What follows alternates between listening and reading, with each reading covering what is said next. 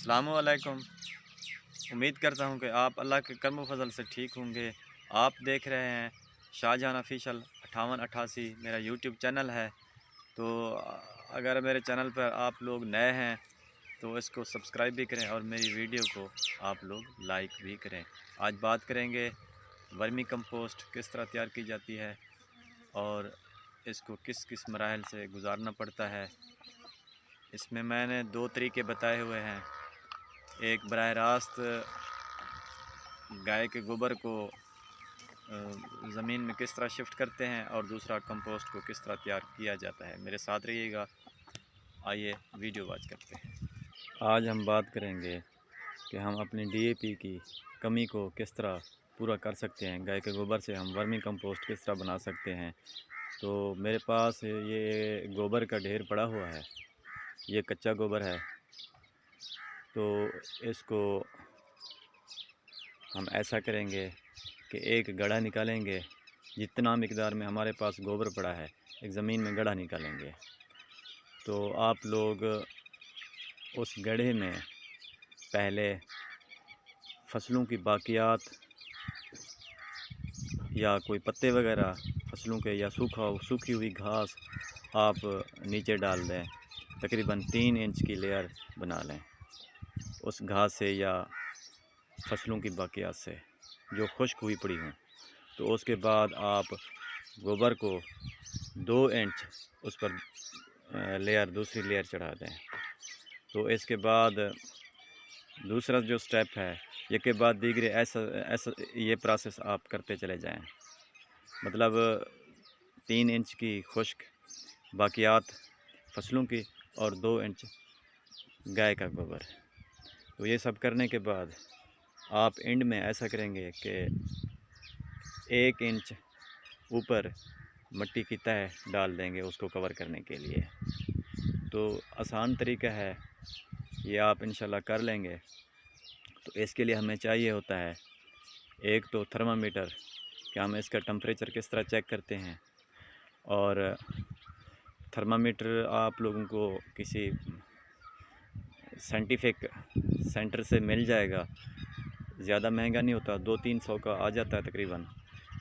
तो आप थर्मामीटर किस तरह जब ये आप सब चीज़ें कर लेंगे तो उसके बाद आप दरमियान से उस ढेरी के दरमियान से एक सुराख कर लेंगे, एक होल कर लेंगे। तो थर्मामीटर को आप इसका दर्जा हरारत जो है, टेम्परेचर जो है चेक करने के लिए आप उस थर्मामीटर को एक स्टिक के साथ बांध देंगे और उस होल में नीचे तक वो चला जाएगा थर्मामीटर। तो इस तरह से आप इसका टेम्परेचर भी चेक कर सकते हैं।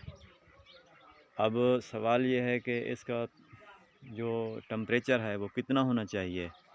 इसका टेम्परेचर 50 से 70 तक होना चाहिए। 50 से अगर कम है टेम्परेचर तो आप ऐसा समझें कि हमारी जो कंपोस्ट है वो तैयार नहीं हो रही।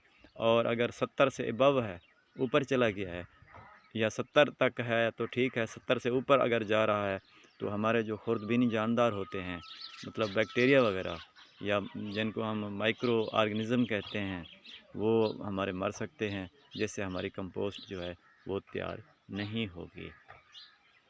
अब बात यह है कि इसमें नमी कितनी होनी चाहिए। तो आप ऐसा करें कि गाय के गोबर को आप हाथ में लें, मुट्ठी भर हाथ में लेकर उसको निचोड़ें।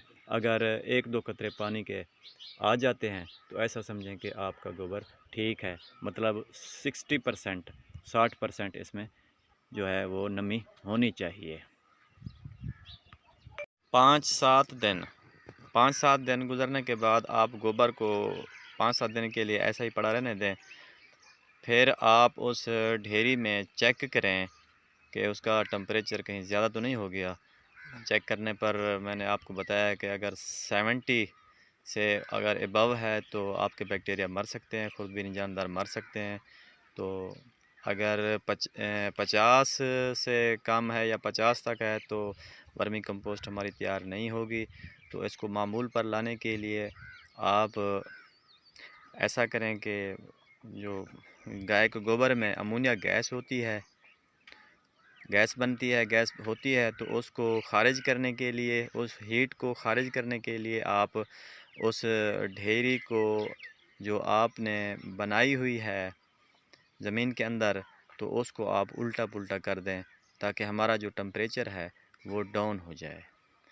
तो जब आप उसको निकालेंगे तो ऐसी सूरत में निकालें कि आपका गोबर मट्टी की मानद भूरे कलर का हो। जब हो जाए तो आप उसको निकाल कर अपनी फसलात में शिफ्ट कर सकते हैं। अब हमारा वर्मी कंपोस्ट जो है वो तैयार हो गया है। अब मैं बताता हूँ आपको दूसरा तरीका कि बराह रास्त आप लोग गाय के गोबर को किस तरह अपनी ज़मीन में शिफ्ट कर सकते हैं। तो दूसरा तरीका ये है कि आप लोगों को चाहिए कि जो आपकी फसलात की जो बाकियात हैं, जितना मिकदार में आपके पास गाय का गोबर मौजूद है, उससे डबल मिकदार में आप लोग फसलात की बाकियात जैसा कि गंदम का भूसा वगैरह, तो आप लोग आपके पास फ़र्ज़ करते हैं कि सपोज़ करते हैं कि आपके पास एक ट्राली गाय के गोबर की पड़ी हुई है, तो आप लोग उसमें डबल मिकदार में उसकी जो कमियत हो भूसे की वो डबल हो जाए। मतलब एक हिस्सा जो है वो गाय का गोबर और 2 हिस्से जो हैं वो भूसे के आप लोग मिक्स कर लें। मिक्स करने के बाद आप उस ढेर को रख दें एक जगह पर। रखने के बाद जिस रकबे में आपने शिफ्ट करना है, उस रकबे पर आप पहले ज़मीन पर हल चलाएं।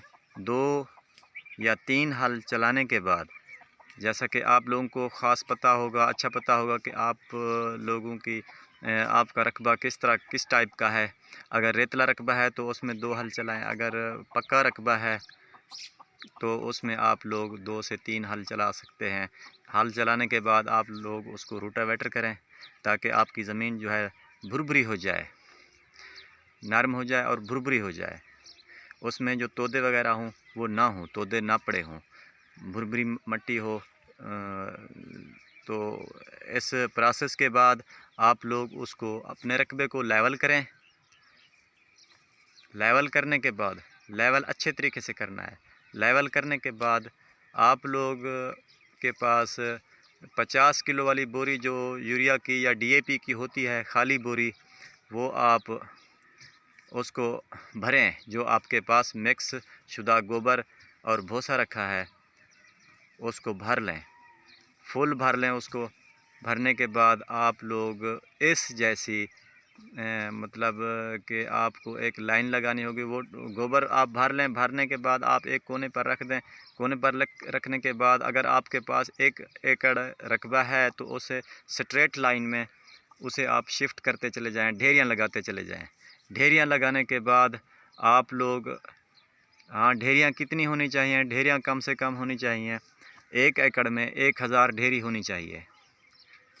उस गोबर और भूसे की जो मिकदार आपने बना के रखी है, अगर आपके पास 1 एकड़ रकबा है तो उसके लिए आपको 1000 ढेरी लगानी पड़ेगी, वो 50 किलो वाली बोरी की। तो उसको सही तरीके से कस्सी के साथ या किसी बेलचे के साथ लेवल किए हुए रकबे पर आप उसको बिछाएंगे, स्प्रेड करेंगे, फैलाएंगे ताकि आपकी जो लेवल है वो भी ख़राब ना हो। अगर 1 इंच की या 2 इंच की या 3 इंच की तह बन रही है तो उसमें कोई मसला नहीं है। लेवल आपने बराबर रखनी है गोबर और भूसे की, और ज़मीन के बराबर, मतलब उसको सही उसको फैलाना है। फैलाने के बाद आप उसके बाद आप दोबारा हल चलाएं, 2 हल चलाएं। 2 हल चलाने के बाद आप उसको सैराब करें, रकबे को आप पाशी कर दें उस खाली ज़मीन को, ताकि जो आपके भूसे में गाय के गोबर में जो जड़ी बूटियां हैं वो भी उग गए और गोबर की जो हीट है वो भी ख़त्म हो जाए। आप उसको पानी लगा दें। पानी लगाने के बाद अब रकबे को दोबारा हल चलाएं, दोबारा 10 दिन या 15 दिन के बाद, चूँकि इस दौरान आपकी जो वो उसमें गोबर में जो जड़ी बूटियां हैं वो उग आएंगी, तो उनको ख़त्म करने के लिए दोबारा हल चलाने पड़ेंगे। हल चलाने के बाद आप जो फसल भी उसमें काश्त करना चाहते हैं, खेला बनाना चाहते हैं या गंदम है या कोई भी फसल है आप लगाना चाहते हैं, उसमें आप अपनी फसल लगा सकते हैं। मेरी वीडियो आपको पसंद आए तो मेरे चैनल को सब्सक्राइब भी कर दें और मेरी वीडियो को लाइक भी ज़रूर कीजिएगा। मिलते हैं नेक्स्ट वीडियो में, तब तक के लिए खुदा हाफिज़।